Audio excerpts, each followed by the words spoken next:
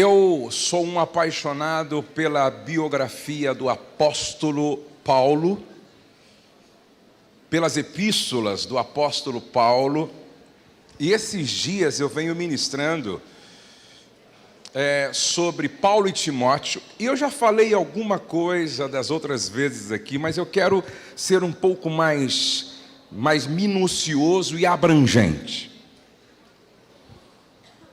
2 Timóteo, capítulo de número 1, Paulo, apóstolo de Cristo Jesus, pela vontade de Deus, segundo a promessa da vida que está em Cristo Jesus. 2 Timóteo, capítulo 1, verso 2 agora. A Timóteo, meu amado filho, graça, misericórdia e paz da parte de Deus, Pai de Cristo Jesus, nosso Senhor. Dou graças a Deus, a quem sirvo com a consciência limpa, como o serviram os meus antepassados, ao lembrar-me constantemente de você, noite e dia, em minhas orações. Vamos dar um pulão agora e vamos ler capítulo 4, verso de número 6. Eu já estou sendo derramado como uma oferta de bebida. Está próximo o tempo da minha partida. Combati o bom combate, terminei a corrida, guardei a fé. Se você quer estudar sobre liderança, estude Paulo.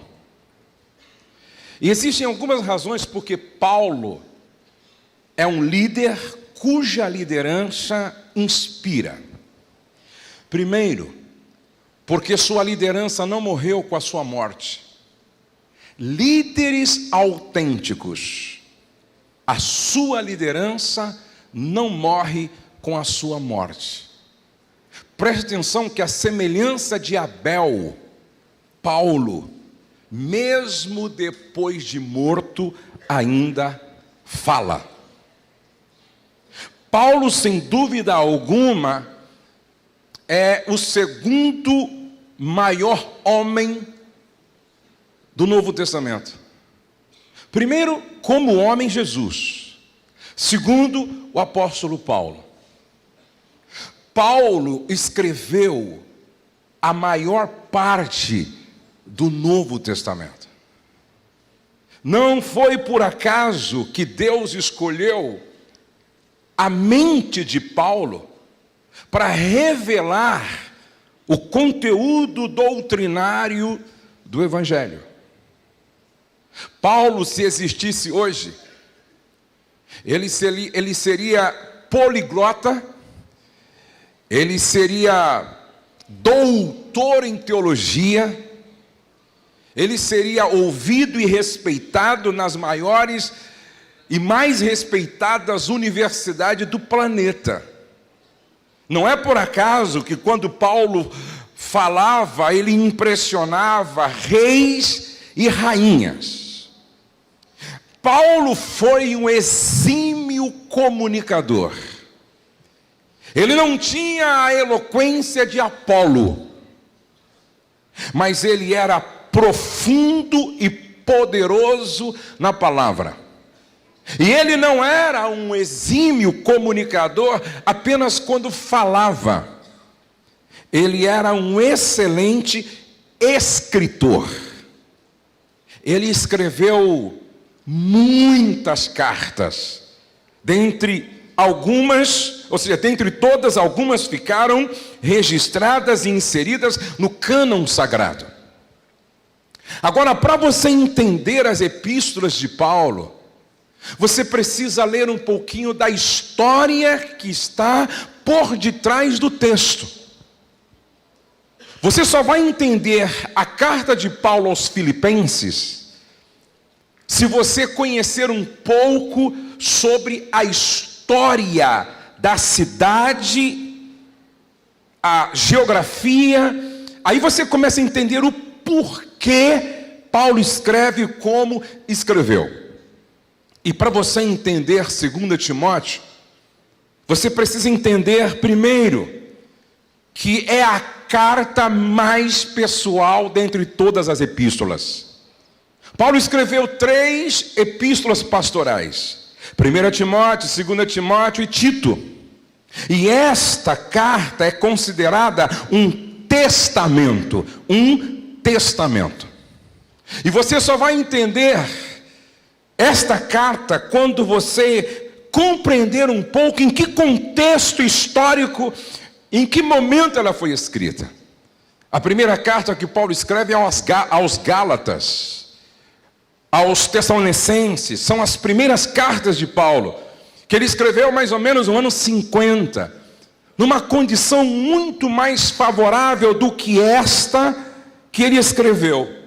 2 Timóteo tem 4 capítulos e 79 versículos. Aonde Paulo estava? Paulo estava na prisão. Paulo foi preso várias vezes. Porém, em todas as outras vezes que prenderam Paulo, Paulo foi solto. Por exemplo, quando ele estava preso lá em Roma, da onde ele escreveu a carta aos Efésios, Filipenses, Colossenses, Filemão, ele estava em uma casa que ele havia alugado. Apesar de ter soldados junto a ele, de 4 em 4 horas, um soldado ficava preso a ele, mas dava para ele uma sensação bem mais favorável do que esta aqui, quando ele escreveu esta carta. Agora a pergunta que fica é: por que Paulo estava preso? A história diz que no dia 18 de julho de 64 depois de Cristo, Nero ateou fogo em Roma, por várias razões, e uma delas é porque ele era louco mesmo. Nero ateou fogo em Roma, no dia 18 de julho de 64. E é interessante que durante 6 dias e 7 noites, parte da cidade foi destruída. E o fogo só não atingiu 2 bairros: o bairro dos judeus e o bairro dos cristãos. Ficaram desconfiados, ou seja, estava correndo uma conversa de que foi Nero quem tinha ateado, provocado aquela catástrofe. Nero precisa encontrar um bode expiatório. Nero precisa encontrar um grupo, alguém sobre o qual transferir esta responsabilidade. Ele aproveita, já que não pegou fogo no bairro dos judeus e no bairro dos cristãos, ele teve uma ideia: jogar para cima dos cristãos, ou usar os cristãos como bode expiatório, assumindo assim a responsabilidade daquela tragédia. E aí se espalha de forma maléfica, demoníaca, imoral, injusta, que era a igreja, os cristãos que havia ateado fogo em Roma. Os homens, os soldados de Nero, começam a perseguir a igreja, começam a prender os irmãos.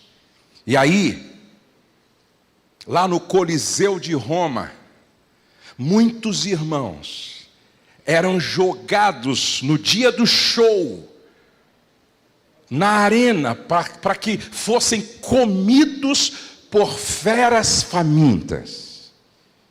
Cristãos foram crucificados.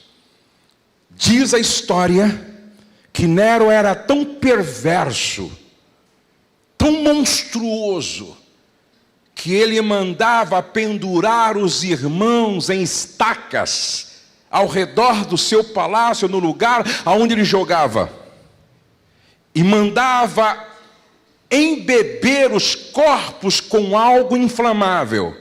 À noite, ele mandava atear fogo, e enquanto os irmãos morriam queimados como tochas humanas, com a luz desta tocha, ele jogava e bebia com seus convidados. E quem era o líder da igreja? Quem era o líder dos cristãos? O líder maior? Paulo. começa uma caça, começa uma busca, começa uma procura do apóstolo. Desta vez, onde é que Paulo estava? Paulo estava na casa de Carpo, lá em Troade, que ficava às margens do rio Tigre. Paulo é capturado. E agora, Paulo não é levado para uma casa, como da outra vez, que ele havia alugado e serviu como prisão domiciliar. Agora Paulo, que já não era tão jovem, ele tinha mais de 60 anos, ele é colocado numa prisão marmetina, subterrânea. Havia só um buraco por onde ele recebia a alimentação, que era uma ração, ar e um pouco de luz. O ambiente era muito úmido. Não é por acaso que ele escreve para Timóteo ir ter com ele o quanto antes, levando os livros, os pergaminhos e a sua capa. É o velho apóstolo pedindo agasalho. E aí, ele sabe que desta vez ele não escapa. Ele tem plena consciência disso. Eu vou ser julgado, eu vou ser condenado e eu vou ser decapitado, porque um cidadão romano não poderia ser crucificado. E Paulo tinha cidadania romana. Pedro não, por isso Pedro foi crucificado de cabeça para baixo. É nesse clima, é nesse ambiente que Paulo escreve ao seu filho na fé, por nome Timóteo. E aí então, quando é que Timóteo entra na vida e na história de Paulo? Paulo faz a primeira viagem missionária. E na sua primeira viagem missionária ele passa por Listra. Listra, cidade natal de Timóteo. Timóteo tinha apenas 13 anos, 13 a 14 anos de idade. E é nesta cidade que Paulo prega. É nessa cidade que Paulo anuncia o evangelho. E Timóteo está ouvindo. Eunice, mãe de Timóteo, está ouvindo. Loide, avó de Timóteo, está ouvindo. Seu pai, provavelmente grego, já não era mais vivo. Timóteo ouve, apesar de pré-adolescente. Eunice, sua mãe, ouve o evangelho. Loide ouve o evangelho. E Paulo prega com autoridade. E como ele prega que Jesus Cristo é o Senhor, isso soa como uma estupidez aos ouvidos de um povo dominado por Roma, cujo Deus era o imperador. Então se revoltam contra o apóstolo e ele sofre um apedrejamento. E ele é arrastado para fora. O texto diz quase morto. Mas os estudiosos dizem que o tipo de apedrejamento sofrido pelo apóstolo não arrastaram quase morto, o arrastaram morto. Diz os estudiosos que Paulo foi arrastado morto e fora da cidade ele experimentou uma ressurreição. Até porque ele se levanta e volta confirmando as igrejas que estava estabelecendo. 6 anos depois, Paulo empreende uma segunda viagem missionária. E nesta segunda viagem missionária ele passa por Listra. E quem que ele reencontra? Ele encontra Timóteo, que agora tem 20 anos de idade. Ele encontra Eunice, ele encontra Loide, Ele se reúne com essa igreja que agora está plantada, estabelecida. Lá atrás, em função de um mal entendido, em função de um estresse, de um momento de tensão entre Barnabé, Timóteo, por causa de João Marco, sobrinho de Barnabé, Paulo preferiu abrir mão de João Marcos, o jovem João Marcos.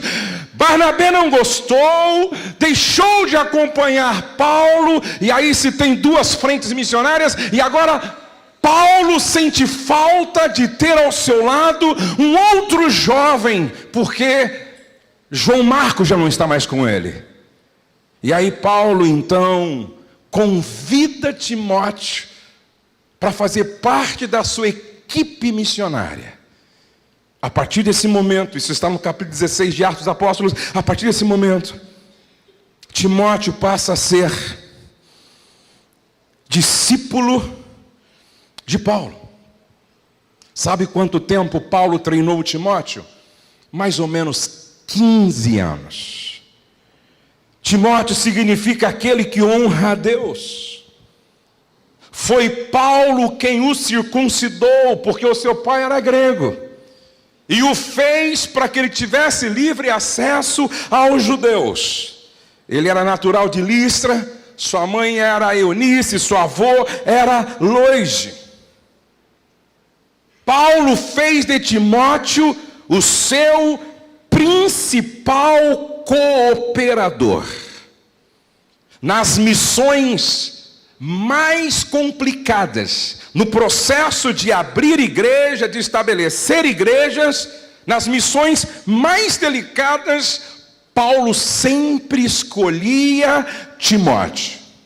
E é interessante que o nome desse rapaz aparece no Novo Testamento 24 vezes.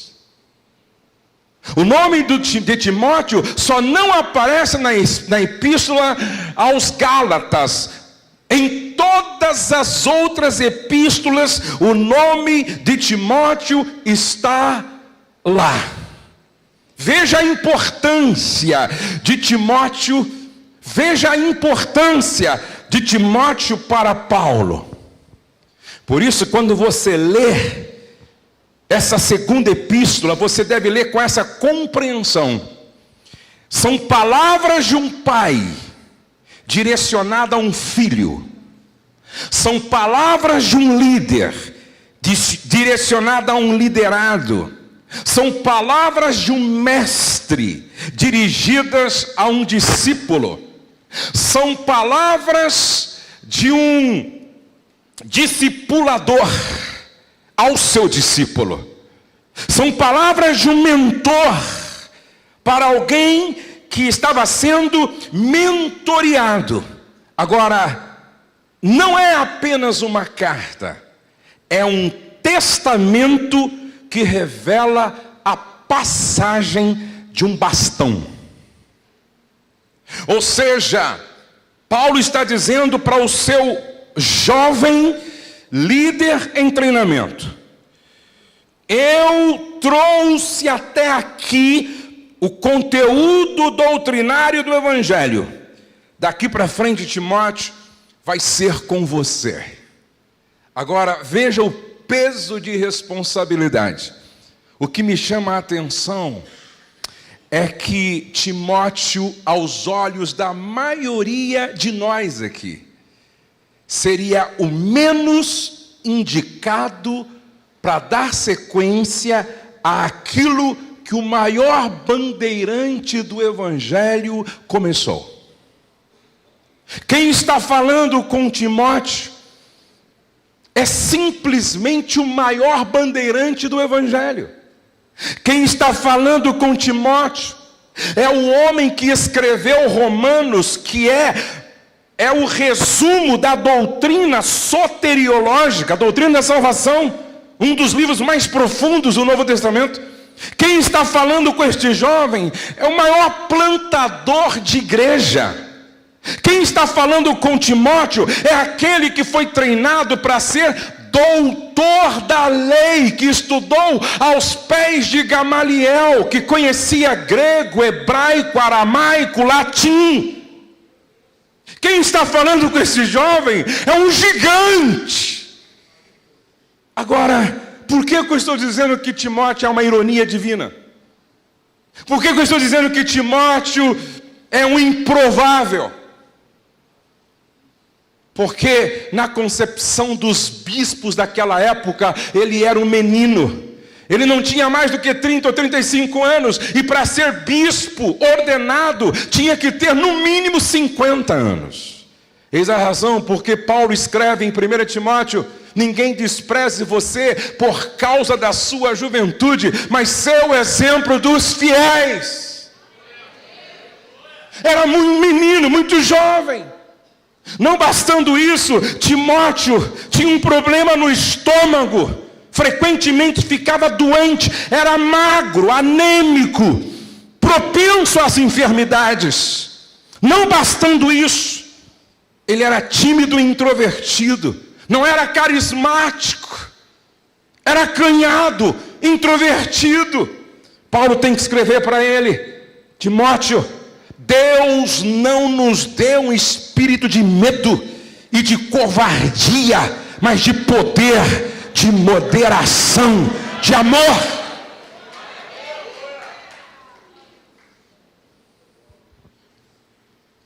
Presta atenção. Moisés era um improvável. Tinha muito complexo de inferioridade. Gideão era um improvável. Se achava o menor dos menores. Você quer entender Gideão? Quando o anjo aparece e diz: tu livrarás Israel das mãos dos midianitas. Ele disse: você errou o endereço. Você não me conhece, deixa eu te contar quem eu sou. Eu sou da tribo de Manassés, a menor de todas. E da menor tribo, eu sou da família mais pobre. E da família mais pobre, eu sou o menino magro da casa. Eu vou liderar um exército que vai livrar Israel das mãos dos midianitas. Você errou o endereço. O anjo olha para ele e diz: vai nessa tua força, porque eu serei contigo, e tu livrarás Israel das mãos dos midianitas, como se fosse um só homem. Deus continua usando as coisas que não são, para confundir as que são. Se houve esperança para Timóteo, há esperança para você.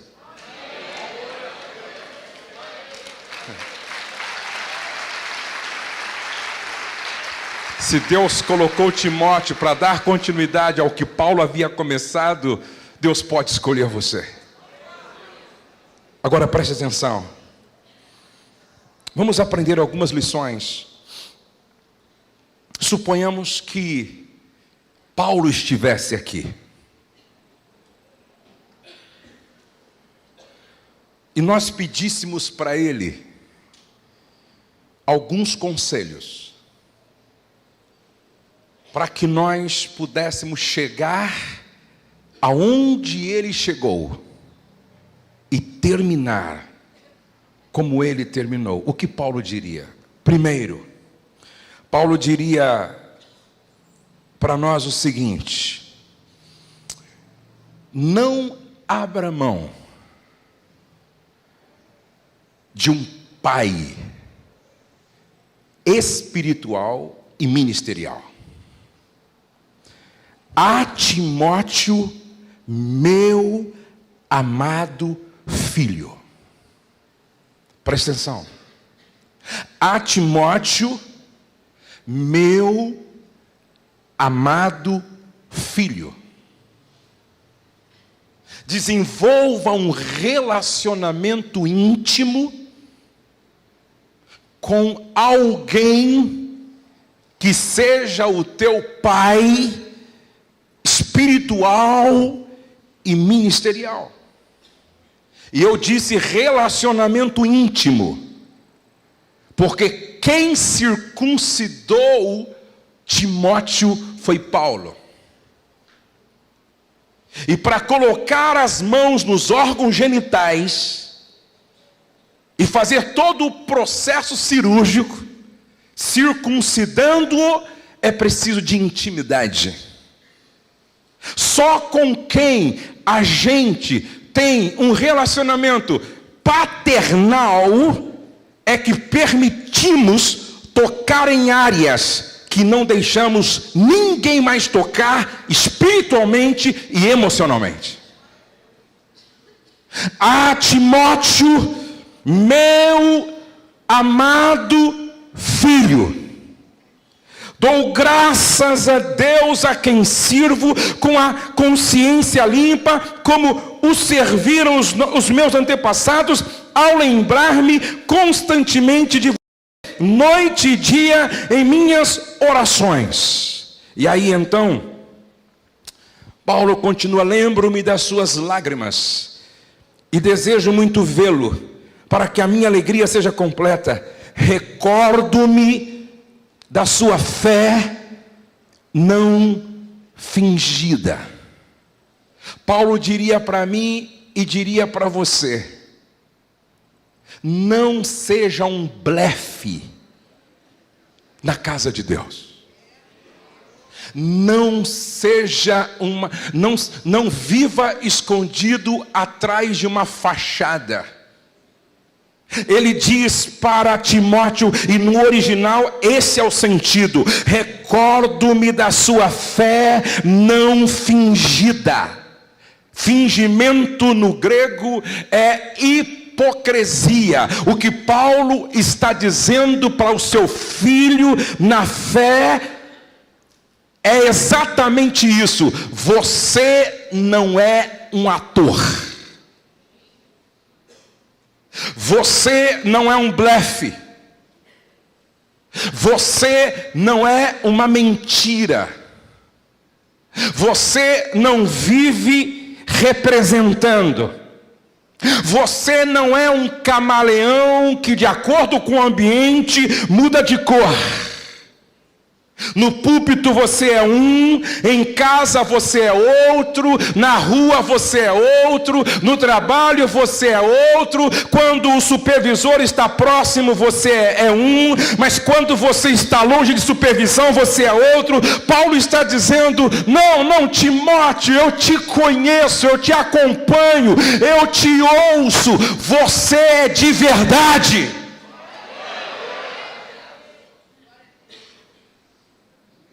Você não representa. Você não se esconde atrás de um verniz religioso. Você não se esconde atrás de uma fachada. E é interessante que quando você vai lá para Atos capítulo 16, antes que Paulo chame Timóteo, ele pergunta para a igreja a respeito dele. E todos recomendam Timóteo, dizendo: o testemunho dele não é bom apenas aqui em Listra. O testemunho dele, a reputação dele, vai além da sua própria cidade. Lá em Icônio, todos falam da reputação de Timóteo. Você quer chegar aonde Paulo chegou, terminar como Paulo terminou, ou você quer ser o Timóteo que vai substituir aqueles que amanhã não estarão mais aqui?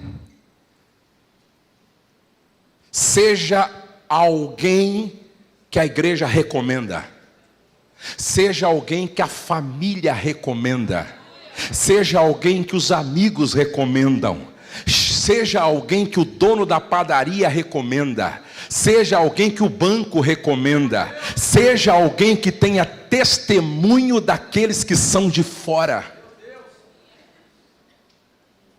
O que Paulo viu em Timóteo? Fé sem fingimento. O que Paulo viu em Timóteo? Reputação e caráter. Quando ele escreve para a igreja de Filipenses, a sua carta aos Filipenses, para a igreja de Filipos, sabe o que Paulo diz, retraduzindo o texto? Tem muita gente boa que trabalha comigo, mas igual Timóteo, falando de integridade, ninguém.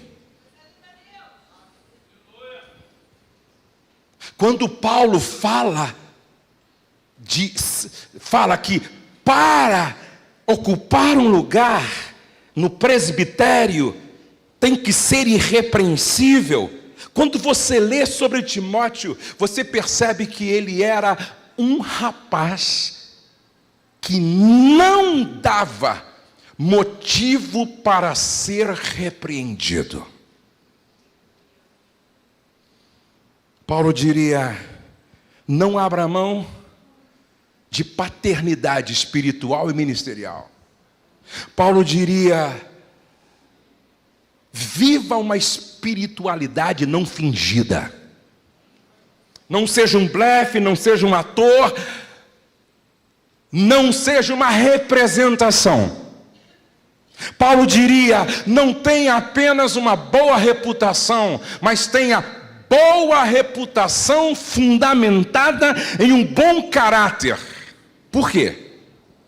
Porque se você se preocupar muito com a sua reputação, o que as pessoas pensam a meu respeito, e não se preocupar com o seu caráter, você vai usar qualquer artifício para manter a fachada bonita, fachada esta que esconde tudo que está podre na sua vida.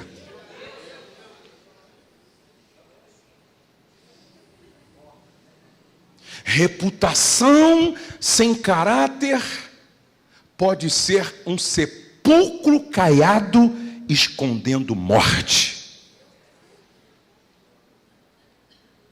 Por isso Paulo disse para Timóteo: sei que você é jovem. Na concepção dos bispos, você não tem idade para ocupar um lugar como bispo, mas prove a eles que você pode, sendo exemplo dos fiéis, sendo um padrão que inspira, sendo um modelo, sendo um referencial na fé, na pureza, no amor, na palavra, no trato. Quantos estão me entendendo? Eu digo amém. Amém. Mas ele diria mais. Abra aí 2 Timóteo capítulo 2, por favor. Portanto, você, meu filho, quem está sobre a sua vida que te chama de filho? Portanto, você, meu filho, fortifica-te na graça que há em Cristo Jesus. Em outras palavras, sua maior expectativa tem que estar na graça. Você pode até se inspirar em pessoas, mas não nutrir uma expectativa tão exagerada ao ponto de pensar que são deuses. Você vai se frustrar. Fortifica-te na graça que há em Cristo Jesus. E as coisas que me ouviu dizer na presença de muitas testemunhas, confie a homens fiéis que sejam também capazes de ensinar a outros. Agora presta atenção, lá no capítulo 3, Paulo vai dizer assim: permanece naquilo que você aprendeu. Repete comigo: permanece naquilo que você aprendeu. Sabe o que Paulo viu em Timóteo? o que a gente precisa encontrar naqueles sobre os quais nós estamos derramando a nossa vida para continuar o trabalho que nós começamos. Vi um coração ensinável. Diga, coração ensinável. Outra vez, coração ensinável.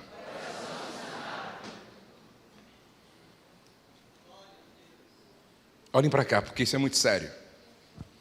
Eu acho que eu já falei isso, mas se eu já falei, eu vou repetir, porque eu acho necessário.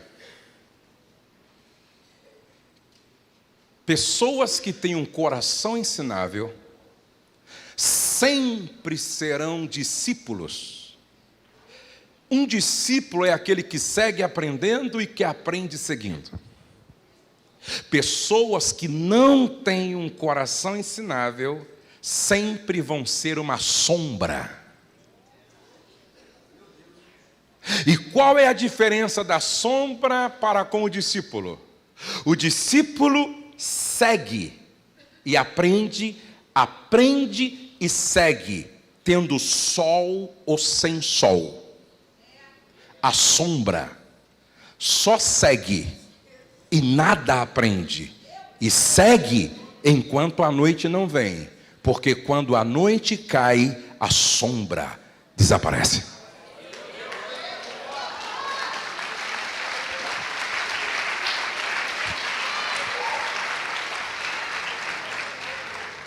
Quem foi o discipulador de Ló? Abraão. Quem gostaria de ter um mestre como Abraão? Levante a mão. Pergunto, Ló aprendeu alguma coisa? Por quê? Diga, sombra. Quem foi o discipulador de Geazi? Eliseu. Pergunto, Eliseu aprendeu? Geazi aprendeu alguma coisa? Por quê? Sombra. Quem foi o discipulador de Saul? Samuel. Saul aprendeu alguma coisa? Por quê? Sombra. Quem foi o discipulador de Judas? Ele aprendeu alguma coisa? Por quê? Você é sombra ou discípulo?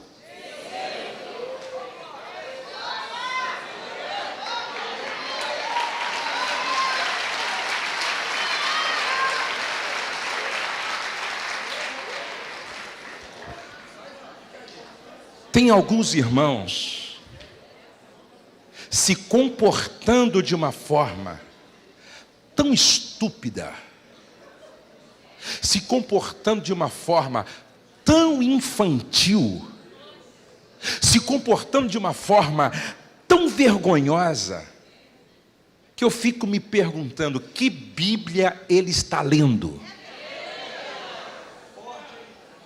Pior, tem pastor assim. Pastor atrás de mamadeira emocional. Pastor atrás de chupeta emocional. Pastor mimado, pastor hipersensível. Não aguenta uma repreensão. Sombra.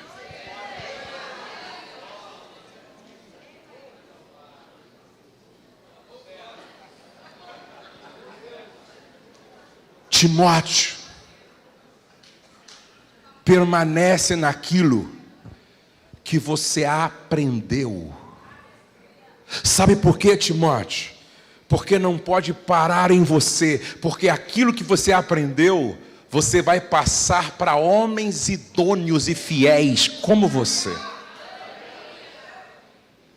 Agora, se você quer chegar aonde Paulo chegou e terminar como ele terminou, ou se você quer ser o Timóteo desta nova geração que Deus está levantando para dar sequência ao que os pais da igreja começaram, você precisa entender no capítulo 2, quando Paulo diz assim no verso 3, suporte comigo os sofrimentos como um bom soldado de Cristo Jesus. Sofre, pois, comigo. Repete comigo. Sofre, pois, comigo. Outra vez. Sofre, pois, comigo. Quem quer chegar aonde Paulo chegou, terminar como Paulo terminou? Quem quer ser o Timóteo dessa nova geração? Levante a mão assim, por favor.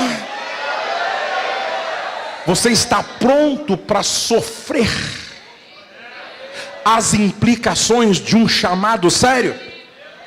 Escreva aí no seu bloco: ministério não é uma chamada para a Disney World eclesiástica. Ministério é uma chamada para o sofrimento. É uma chamada para sentir a dor da ingratidão. É uma chamada para sentir a dor da calúnia. É uma chamada para sentir a dor da incompreensão. Até porque não há coroa que não seja antecedida pela cruz. Sucesso que não é precedido por uma história de sofrimento não é digno de ser celebrado. Leia a história de Moisés, leia a história de José, leia a história de Isaías, leia a história de Jeremias, leia a história de Paulo, a história de Pedro, leia a história de Cristo. Quem não consegue entender as implicações do chamado, e que muitas vezes tem a ver com dores de parto, não se atreva em se envolver nisso, porque ou você vai desistir no caminho, ou você será um eterno frustrado. Sofre, pois, comigo como um bom soldado de Cristo. Há glórias, mas há desafios, batalhas, dores. Nenhum soldado se deixa envolver pelos negócios da vida civil, já que deseja agradar aquele que o alistou. Em uma outra versão diz: nenhum soldado que milita se embaraça com os negócios desta vida, a fim de agradar aquele que o alistou. Olhe para cá, por favor. Quem quer chegar onde Paulo chegou e terminar como Paulo terminou? Quem quer ser o Timóteo desta nova geração precisa ter muito claro na sua mente: qual é o meu objetivo maior? Agradar aquele que me alistou. Qual é o meu objetivo maior? Fazer sorrir o coração daquele que me chamou. Agora, isso tem um preço.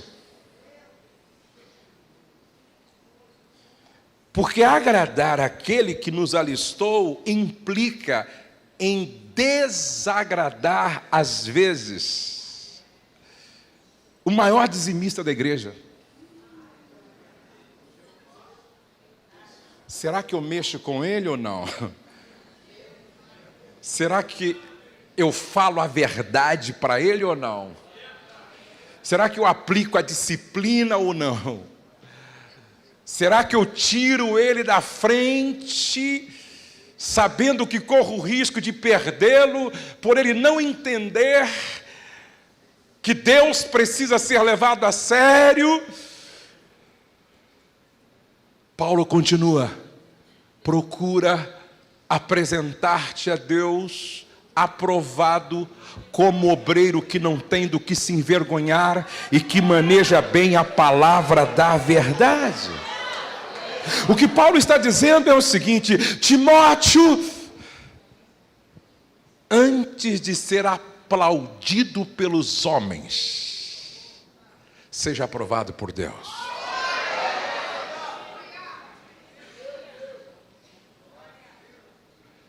Porque não adianta eu ser aplaudido pelo grupo de louvor, ser aplaudido pelos diáconos, ser aplaudido pelas mulheres, ser aplaudido pelos homens, ser aplaudido pelas crianças, ser aplaudido por todos, Jesus e sair pensando, eu sou o cara, mas Deus está dizendo para alguém, não ore mais por ele, porque eu já o rejeitei.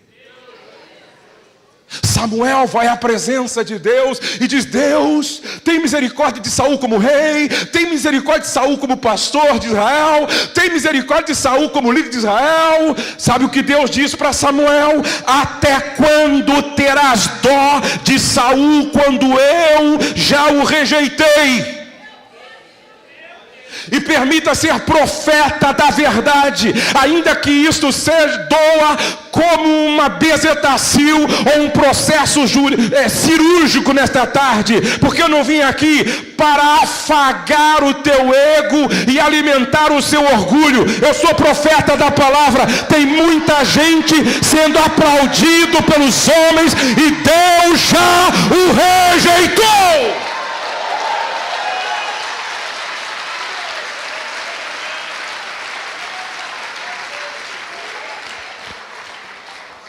Como pode Deus usar aquele cara e ele está saindo com outra mulher que não é a sua?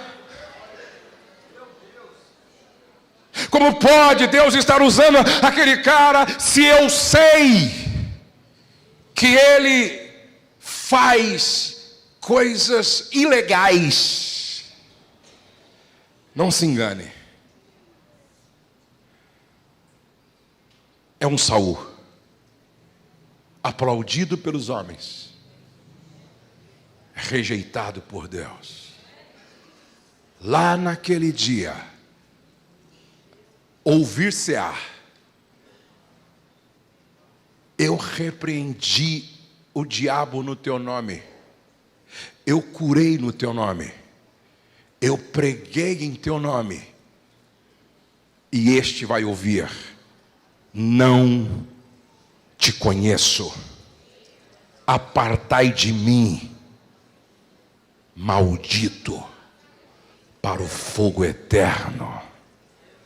Timóteo, ainda que você tenha que desagradar amigos, ainda que você tenha que dizer não para o teu marido ou para a tua esposa, ainda que você tenha que dizer não ao tesoureiro ou ao mais influente da igreja, ainda que você tenha que dizer não,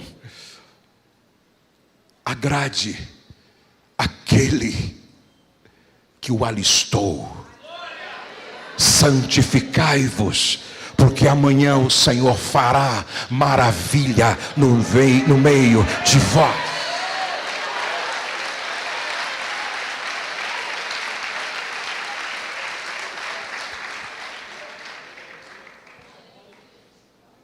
Timóteo,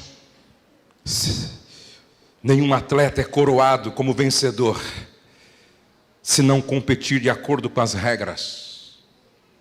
Quando Paulo fala do bom soldado, está falando de foco. O meu foco é agradar aquele que me alistou. E foco é saber dizer não a tudo aquilo que me desvia desse objetivo. Mas quando ele fala como atleta, está falando de disciplina e integridade. Precisa ser disciplinado, senão não chega a lugar nenhum. E precisa ser íntegro para correr segundo as normas. Olhem para cá, por favor. Você é uma pessoa disciplinada? Converse com um atleta campeão em uma Olimpíada e pergunte a ele que horas ele dorme. 9 horas da noite. Que horas que acorda? 6 horas da manhã. Toma refrigerante? Não. Como é a sua comida? É regrada. Quantas horas você treina por dia? Ele vai dizer, se é um nadador, vai dizer 8 horas por dia. Se é um corredor, mesma coisa, 3, 4 horas por dia. Presta atenção. Tem muita gente querendo ser coroado sem se submeter à dor da disciplina. Quem não se submete à dor da disciplina, amanhã vai chorar com a dor do remorso. Você é uma pessoa pontual. Pontualidade é um dos seus valores. Não reclame se o seu rebanho for indisciplinado, porque você é a referência. Você tem uma disciplina de oração diária. Você tem uma disciplina de leitura bíblica diária. Você tem uma disciplina de leitura de bons livros diário. Você tem uma alimentação regrada. Eu costumo dizer que toda pessoa indisciplinada é porque não entendeu a visão, nem a missão e nem o propósito. Porque qualquer pessoa que tem consciência da visão, missão e propósito, a própria visão, a disciplina. Porque disciplina e consciência do propósito são duas coisas inseparáveis. Se eu sei aonde eu quero chegar, tenho consciência do preço a ser pago. E um dos preços tem a ver com disciplina. John Maxwell diz uma coisa interessante: se você for uma pessoa disciplinada e investir 1 hora por dia de estudo naquilo que você é bom, daqui a 5 anos você se tornará um especialista nisso. O grande problema é que nós não somos pessoas disciplinadas. Dificilmente vamos alcançar a excelência, porque nós não nos submetemos à dor da disciplina. Aí ele vai para frente dizendo o seguinte: o lavrador que trabalha. E aí quando você pensa em lavrador, é diferente do soldado focado em agradar aquele que alistou, é diferente do atleta que fala de disciplina, de integridade. Aí quando vem para o lavrador, Paulo está dizendo duas coisas interessantes: trabalho e trabalho a longo prazo. Nenhum lavrador é imediatista. Porque entre plantar uma semente, germinar, crescer, florescer, frutificar, requer tempo. Não seja precipitado e imediatista. E aí Paulo diz: o lavrador que trabalha. Outro dia alguém me disse: Josué, você trabalha muito. Eu perguntei: quem construiu algo significativo trabalhando pouco?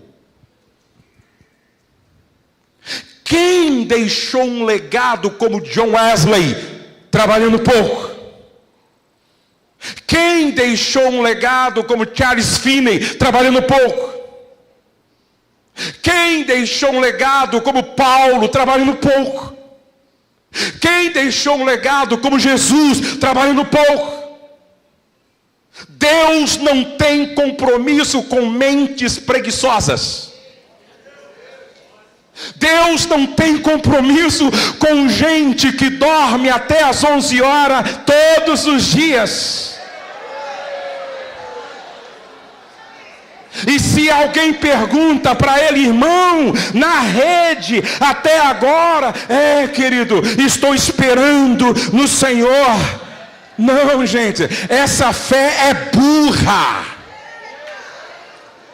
Deus tem compromisso com o lavrador que trabalha. O lavrador que trabalha vai ver o resultado do seu trabalho e vai sentar à mesa e gozar dos melhores frutos. Deus tem compromisso com quem trabalha.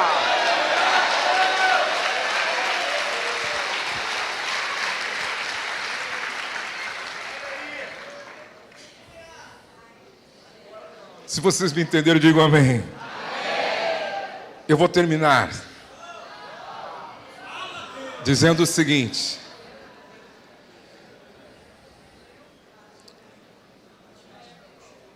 Se Paulo estivesse aqui hoje,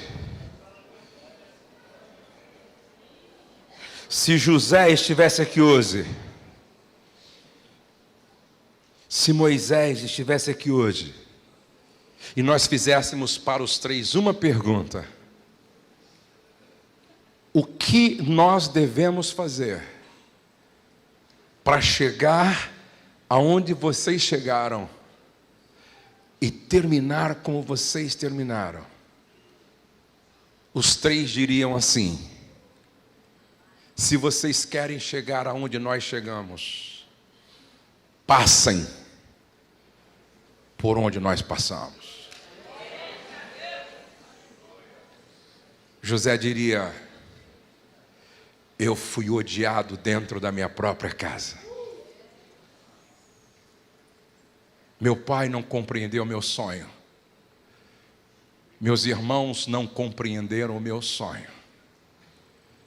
Eu fui vendido como escravo e tratado como algo e não como alguém. Eu fui caluniado como estuprador e fui lançado numa prisão. Sabe por que às vezes Deus nos tira da zona de conforto e permite que nós sejamos tratados como José foi? Para nos libertar do complexo de filho mimado.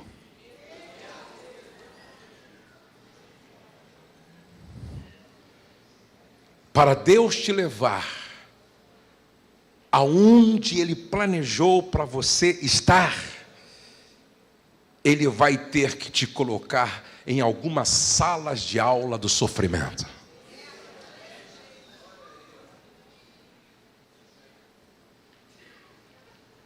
Moisés diria: para chegar onde eu cheguei, eu tive que abrir mão de um palácio, abrir mão de uma vida de rei, de príncipe, aceitar viver no deserto, passar por essa escola de sofrimento, para ser quem eu fui, chegar aonde eu cheguei.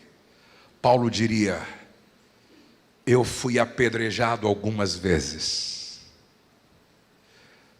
fui tratado como bicho sendo fustigado, sofri perigos de assaltantes, sofri sendo considerado como um falso apóstolo, sofri a perseguição dos falsos irmãos, e depois de ter plantado igrejas, escrito epístolas, abençoado muita gente, eu terminei solitariamente numa prisão marmetina,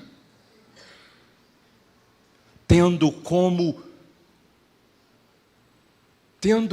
para contabilizar uma capa, alguns livros e alguns pergaminhos. Você quer chegar onde eu cheguei? Você quer passar por onde eu passei? E é interessante que a maturidade e o equilíbrio e a saúde emocional de Paulo me impressiona.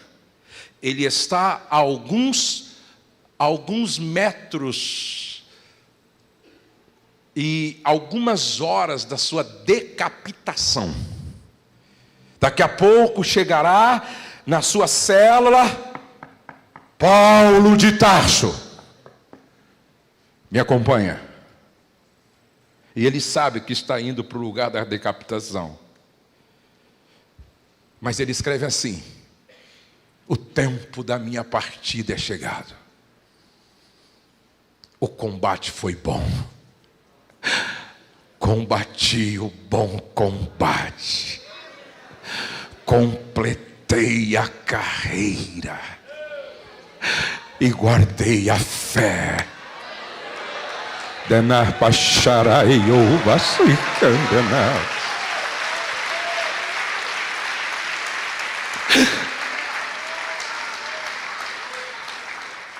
só me resta receber a coroa da justiça.